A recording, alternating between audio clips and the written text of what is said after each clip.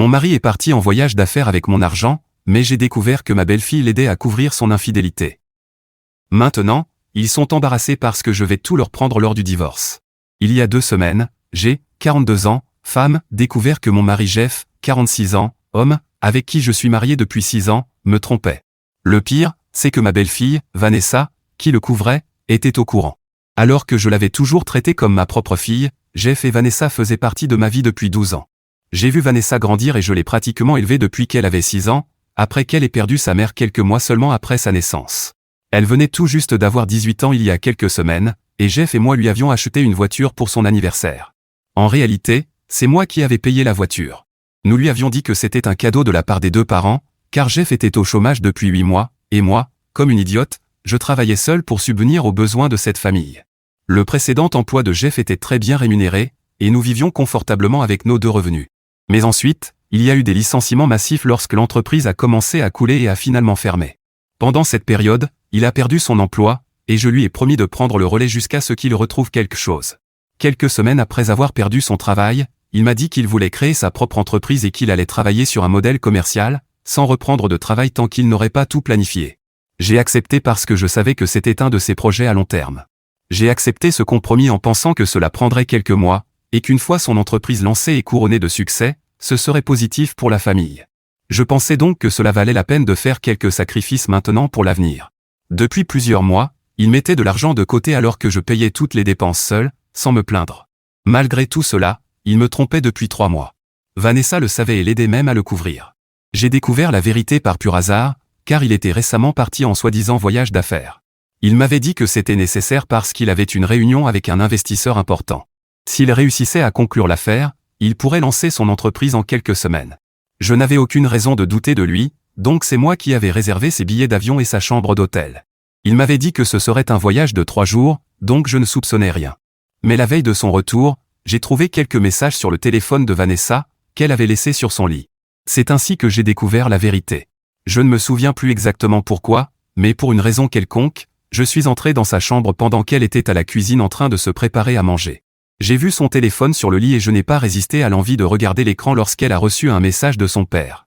J'ai fini par lire le message dans les notifications. Il disait quelque chose comme « Merci de me couvrir, je reviens demain ». Cela m'a rendu un peu curieuse, car je voulais savoir ce qu'elle couvrait exactement.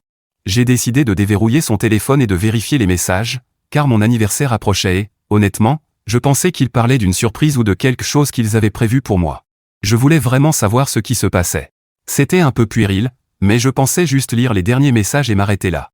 Déverrouiller son téléphone n'a pas été un problème, car je l'avais déjà vu le faire plusieurs fois et je connaissais son code.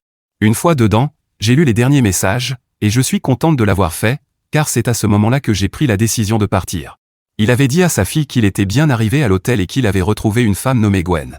Il avait même dit à Vanessa à quel point il lui était reconnaissant parce qu'elle m'avait convaincu qu'il rencontrait un investisseur afin que je paie le voyage. Il lui disait qu'il lui devait une faveur, ce qui m'a permis de comprendre qu'elle savait tout. Elle savait qui était Gwen, elle savait que son père partait me tromper, mais elle avait choisi de l'aider. Après tout, le sang est plus fort que tout, j'imagine. Quand j'ai lu ces messages, j'ai immédiatement eu la nausée, mais j'ai reposé le téléphone exactement là où je l'avais trouvé pour que Vanessa ne sache pas que j'avais lu. J'ai décidé de mettre mes sentiments de côté pour le moment et d'agir immédiatement. Je suis allé à la banque juste après avoir lu les messages et j'ai demandé à fermer le compte joint que j'avais ouvert avec Jeff quelques mois avant qu'il ne perde son emploi. Quand il travaillait encore, nous avions convenu de mettre de côté une partie de nos revenus chaque mois pour des choses comme notre retraite et les études de Vanessa. Même après qu'il ait perdu son travail, j'ai continué à alimenter ce compte. Cependant, ce jour-là, j'ai décidé qu'il était temps de le fermer puisque nous allions définitivement nous séparer. Notre banque exigeait seulement la présence de l'un de nous pour fermer le compte, alors j'ai transféré tous les fonds sur mon compte personnel et commencé la procédure. Une partie de cet argent était censée appartenir à Jeff, mais je ne pense pas que cela compte, car j'avais subvenu seul à nos besoins depuis 8 mois, donc je crois mériter de tout garder. Après cela, je me suis senti beaucoup plus soulagé. En rentrant chez moi, j'ai eu une petite crise de larmes dans la voiture, mais j'ai affiché un sourire en arrivant parce que je ne voulais pas que Vanessa se rende compte que je savais tout. Le lendemain, quand elle et son père étaient à la maison, je leur ai dit de me rejoindre au salon. Je leur ai alors montré les papiers de clôture du compte bancaire et le titre de propriété de la nouvelle voiture que nous avions achetée pour Vanessa. Je leur ai dit que j'avais fermé le compte et que j'avais besoin qu'ils me rendent les clés de la voiture. Ils avaient l'air choqués, probablement parce qu'ils avaient déjà deviné que je savais. J'ai confirmé que je connaissais Gwen parce que j'avais vu certains messages sur le téléphone de Vanessa. Jeff s'est levé, essayant d'expliquer que Gwen n'était qu'une amie et que cela pouvait sembler suspect, mais que tout était innocent et platonique. Il a dit qu'il ne m'en avait pas parlé parce qu'il ne voulait pas que je m'inquiète ou que je me fasse des idées. Mais je ne suis pas stupide. Je savais ce qui se passait, et d'après le ton de ses messages à Vanessa, je savais qu'il s'agissait forcément d'une liaison, sinon il ne se serait pas donné tant de mal pour le cacher. Je lui ai dit d'arrêter d'essayer, parce qu'il n'y avait aucun moyen de me duper. Je leur ai dit que je voulais qu'ils partent, parce qu'après ce qui s'était passé, je ne voulais plus d'eux dans ma vie. Ils m'avaient abandonné financièrement, et tous les deux m'avaient trahi. Ce qui m'a fait le plus mal, c'est que j'avais tout fait correctement, et voilà comment ils m'ont traité. Après leur avoir demandé de partir, ils ont commencé à supplier et à s'excuser, mais je n'étais pas intéressé à écouter. Je leur ai dit que j'allais parler à un avocat et que j'allais bientôt entamer la procédure de divorce, car ma décision était déjà prise. S'ils ne partaient pas, je partirais volontiers pour qu'ils prennent le loyer et toutes les autres charges à leur compte. À ce moment-là, ils se sont tous les deux mis à pleurer, et c'était très difficile pour moi de contrôler mes émotions, mais je savais que je devais le faire. Je les ai regardés faire leurs valises et partir sans rien dire. Une fois qu'ils furent partis, je me suis effondré à nouveau, mais j'ai quand même appelé mes parents pour tout leur raconter. Mon père a fait toutes les recherches et m'a mis en contact avec un avocat spécialisé en divorce dès ce jour-là. En quelques jours, nous avions déposé la demande de divorce. Ces jours furent très difficiles, car Jeff et Vanessa venaient chaque jour chez moi pour s'excuser. J'ai dû ignorer tout ce qu'ils faisaient du mieux que je pouvais, car je ne pouvais pas les laisser revenir dans ma vie. Chaque jour, comme une horloge, ils venaient frapper à ma porte l'après-midi, me suppliant de les laisser entrer. Je les ai ignorés. J'aurais pu appeler la police, mais je n'en avais pas la force émotionnelle, alors je les laissais dehors, je m'enfermais dans ma chambre et j'attendais que ça passe. Après avoir déposé la demande de divorce et constaté qu'ils continuaient à venir, j'ai décidé d'ouvrir la porte et de dire à Jeff qu'il n'y avait aucun intérêt à essayer de me récupérer, car mon avocat et moi avions déjà déposé la demande. Je lui ai dit qu'il valait mieux qu'il trouve lui aussi un avocat. Puis j'ai refermé la porte et je suis retourné dans ma chambre. Je pouvais les entendre, lui et Vanessa, crier pour que je sorte et que je leur parle au moins, leur donner une chance de s'expliquer et d'essayer de réparer les choses avec moi. Après que je leur ai dit que j'avais déposé la demande de divorce, ils ne sont plus revenus, et je me suis senti un peu soulagé. Puis, il y a 2 jours, mon avocat m'a informé que Jeff et son avocat avaient répondu à ma requête, et leurs revendications m'ont un peu surprise. Ils n'étaient pas prêts à accepter les conditions du divorce, même si je pensais avoir été relativement juste. Selon eux, ils estimaient avoir le droit de garder la voiture que j'avais offerte à Vanessa. Ils voulaient aussi que je leur verse leur part de l'argent du compte joint que j'avais transféré sur mon compte avant de le fermer. Non seulement cela, mais apparemment ils estimaient également avoir droit à une pension alimentaire, car nous étions ensemble depuis longtemps, et c'était le minimum que je pouvais faire pour eux, puisque Jeff était au chômage en ce moment. Ils affirmaient que je ne leur avais pas laissé assez de temps pour se préparer à cette situation avant de les mettre dehors. J'ai trouvé très injuste de sa part de faire de telles demandes, puisqu'il m'avait trompé et qu'il me trompait depuis 3 mois. Je le savais parce que Jeff avait mentionné plusieurs fois dans les messages qu'il pensait qu'avoir une liaison pendant 3 mois était d'une certaine manière mieux que pendant 3 ans, car au moins cela ne voulait rien dire. Après avoir reçu leur réponse à la requête, j'ai décidé de faire quelque chose d'un peu mal. Je l'ai appelé tard dans la nuit, en prétendant être très bouleversé et un peu ivre, pour que cela semble plus naturel que je l'appelle à une heure pareille.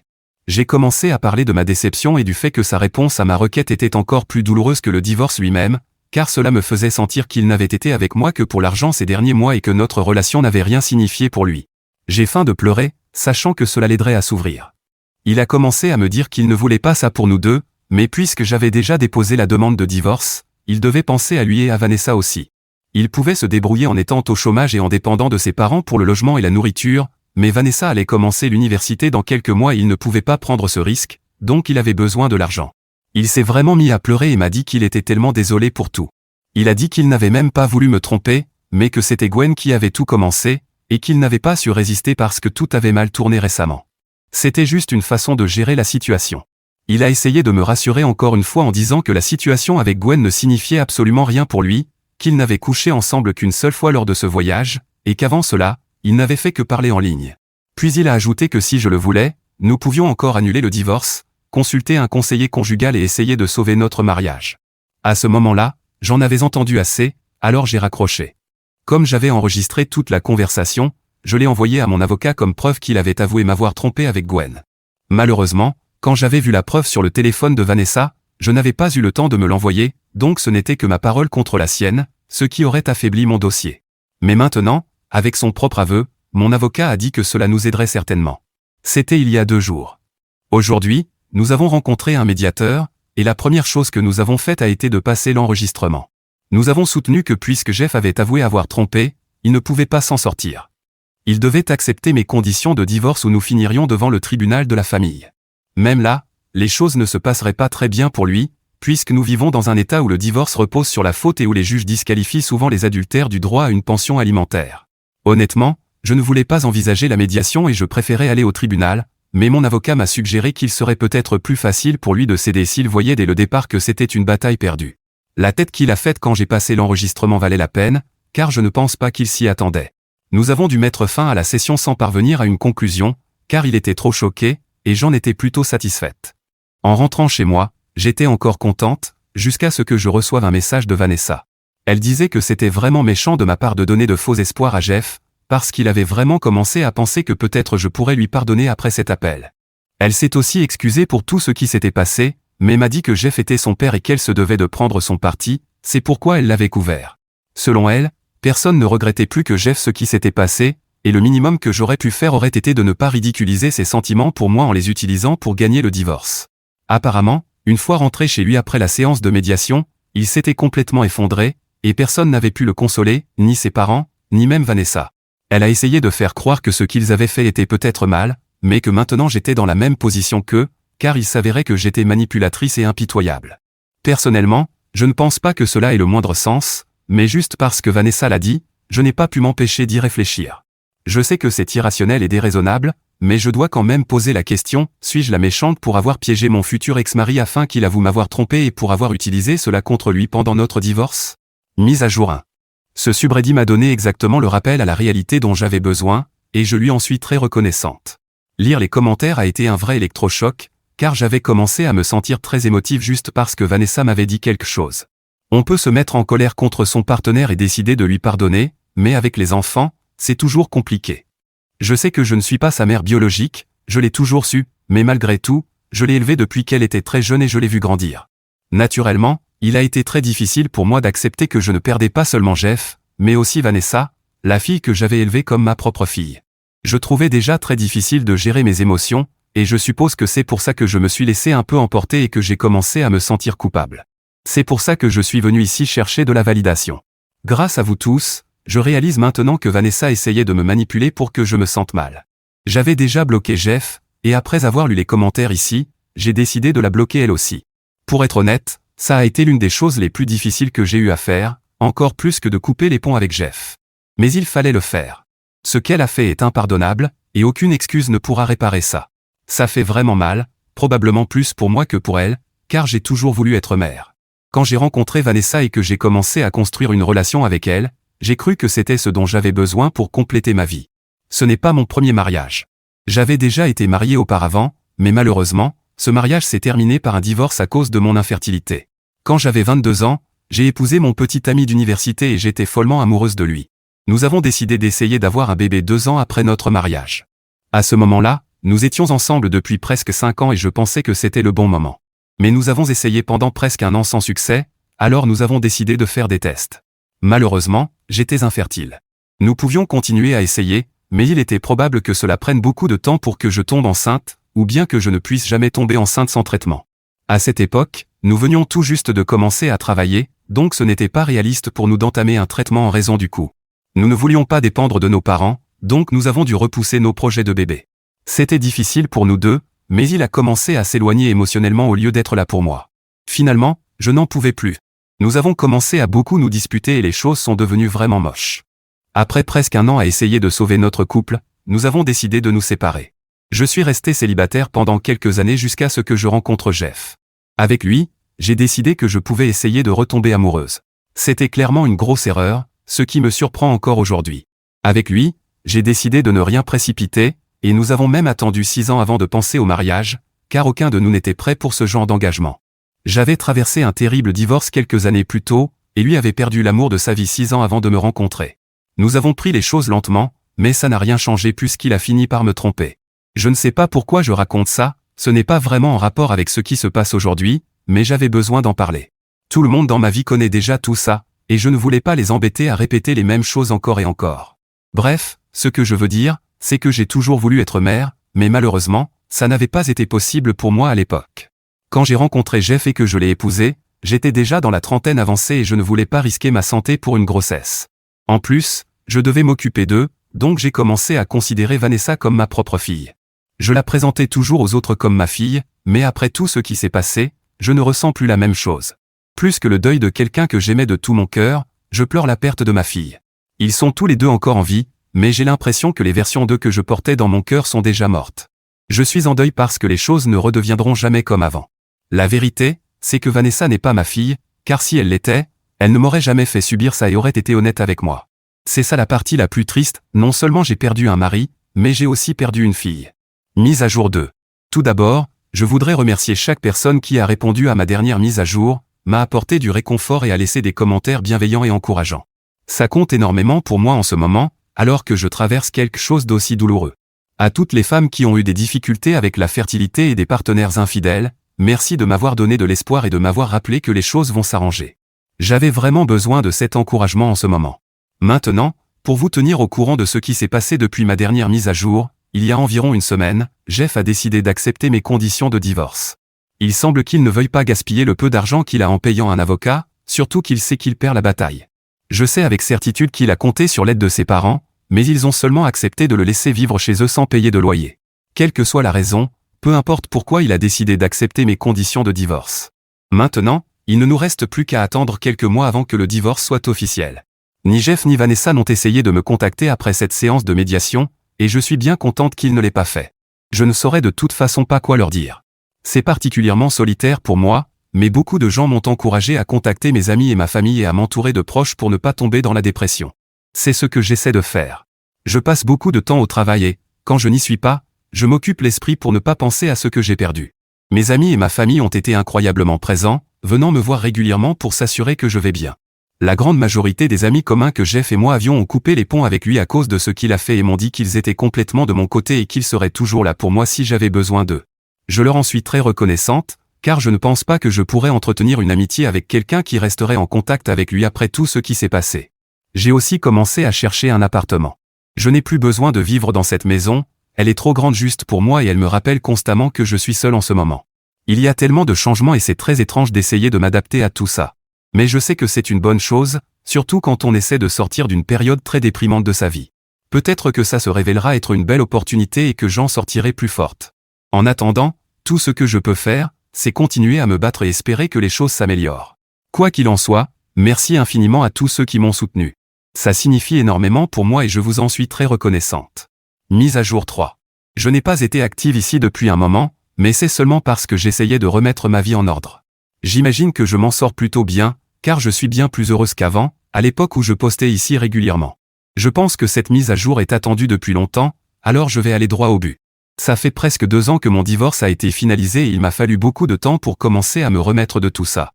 Mais les gens avaient raison, les choses finissent par s'améliorer, surtout quand on continue d'aller de l'avant. Après le divorce, j'ai décidé de déménager dans une autre ville pour changer d'air, parce que tout dans mon ancienne ville était trop déprimant et j'avais besoin de nouveautés.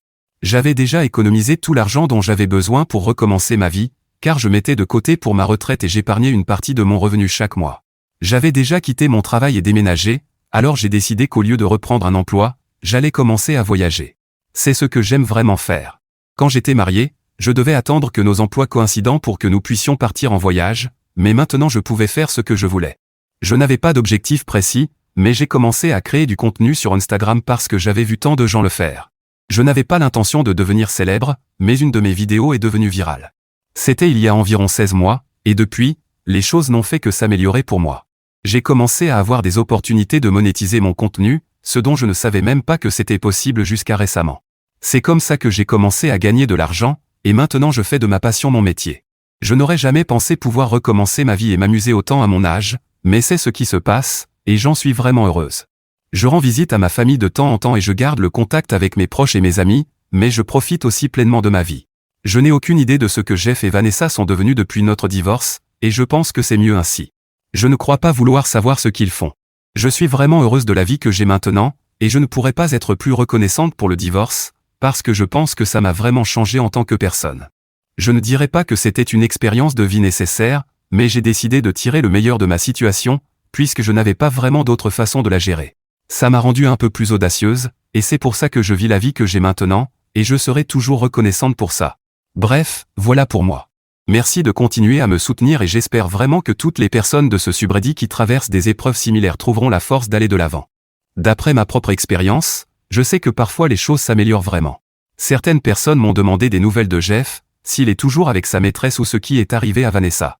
Je n'ai pas de réponse à vous donner, car nous avons complètement coupé les ponts, et avec les quelques personnes que nous avions en commun, j'ai aussi perdu contact. Si jamais j'apprends quelque chose, juste pour satisfaire la curiosité de certains commentateurs, je reviendrai probablement avec une mise à jour. Si je ne le fais pas, c'est que je n'ai rien appris ou que j'ai simplement oublié. Mise à jour 4. Eh bien, une promesse est une promesse, même si ce n'en était pas vraiment une, mais je me sens reconnaissante envers tous ceux qui ont participé à mon post, alors le minimum que je pouvais faire, c'était de prendre le temps de me renseigner un peu. Désolé que ce ne soit pas une mise à jour avec énormément de détails sur ce qui est arrivé à Jeff et Vanessa, mais il y a quand même des choses croustillantes à partager. Commençons par Jeff. Il y a quelques semaines, j'ai repris contact avec un vieil ami qui était assez proche de notre famille à l'époque, et au cours de notre conversation, j'ai appris que Jeff avait commencé à sortir avec Gwen peu de temps après notre séparation. Il semble qu'il n'ait pas mis longtemps à rendre leur relation officielle, même si d'après ce que j'ai entendu, ce n'était pas exactement un conte de fées. Apparemment, Jeff et Gwen ne sont sortis ensemble que quelques mois avant que les choses ne s'effondrent. Je ne connais pas tous les détails, mais ce que j'ai entendu, c'est que la relation n'a tout simplement pas fonctionné. Je ne sais pas si c'était une question d'incompatibilité ou s'ils ont tous les deux réalisé que ce qu'ils avaient n'était rien de plus qu'une passade. Si vous vous souvenez, Jeff prévoyait de lancer sa propre entreprise quand il était encore avec moi. Mais d'après mon ami, cette entreprise n'a jamais vu le jour. À la place, Jeff travaille maintenant pour une société locale dans notre ancienne ville, ce qui ne me surprend pas du tout.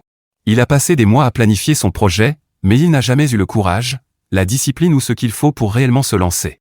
Ce qui a vraiment attiré mon attention, en revanche, c'est ce que j'ai entendu à propos de Vanessa. Pour ceux qui ne s'en souviennent pas, Vanessa était quelqu'un que j'aimais et que j'ai élevé comme si elle était ma propre fille, même si à la fin notre relation s'est gravement détériorée. La dernière fois que j'avais entendu parler d'elle, elle soutenait son père, le défendant et me critiquant pour la façon dont j'avais géré les choses. Cependant, d'après ce que m'a dit mon ami, Vanessa a elle aussi récemment eu droit à son lot de chagrin d'amour. Il s'avère que Vanessa sortait avec un garçon depuis avant même que Jeff et moi divorcions. Je me souviens vaguement de l'avoir rencontré, il m'avait semblé être un bon gars, quelqu'un avec qui elle aurait pu avoir un avenir stable. Je n'y avais pas prêté beaucoup d'attention à l'époque, mais maintenant j'ai appris que la relation avait pris fin, et pas de la meilleure façon. Vanessa a rompu avec lui parce qu'il l'avait trompé pendant leur relation. C'est ironique, n'est-ce pas? La fille qui défendait si farouchement son père quand il m'a trompé se retrouve maintenant dans une situation similaire, expérimentant de plein fouet ce que ça fait d'être trahi par quelqu'un en qui elle avait confiance. Je ne peux m'empêcher de sourire devant l'ironie de tout ça. Je suis sûr que Vanessa aurait aimé que quelqu'un lui dise que son petit ami l'a trompé au lieu de devoir le découvrir par elle-même. Mais, comme on dit, la vie a des façons bien étranges de nous donner des leçons. À part ça, je n'en sais pas beaucoup plus sur ce qui se passe dans leur vie. Ces informations m'ont été rapportées par quelqu'un à qui je n'avais pas parlé depuis longtemps, et cet ami n'a plus beaucoup de contact avec eux non plus aujourd'hui. J'espère que ça suffira à satisfaire votre curiosité, c'est tout ce que j'ai pu découvrir pour le moment.